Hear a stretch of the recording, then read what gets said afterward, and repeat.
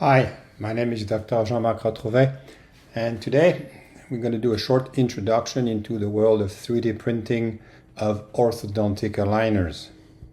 The big advantage we saw was, one, you were eliminating the 3D models, which was brought to our attention as the main advantage of this technology, which was to reduce waste, increase speed as you are cutting steps, so less steps, but that's at the technical level. The big advantage, in my opinion, is the fact that the physical characteristics of these aligners, when they are printed directly, are resembling what we call shape memory, and it comes from shape memory polymers. These polymers have a very unique characteristics of shape memory. Same as when you remembered we introduced nickel titanium, they were super elastics and they had shape memory. So the shape memory polymers are actually an interesting family of chemical components that have this shape memory. They will, if you deform them, they will return to their position with a light and continuous force. So it's a light and continuous force, which introduces a lot of advantages for orthodontic tooth movement if we can harness this capacity. 3D printed aligner materials are not fully true shape memory polymers, but they are very close to it. They have some shape memory.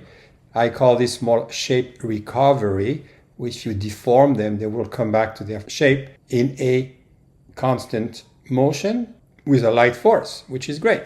If you take a curve of a straight strained curve, which is the force or the stress, and the strain, which is the deformation, the thermoform usually have this kind of a force reaction, which is very linear, or compared to the shape memory aligners, which are a lot more like this. So this would be a shape memory, SMP, call them a shape memory polymer, even if they're not exactly shape polymer, and these are thermoformed.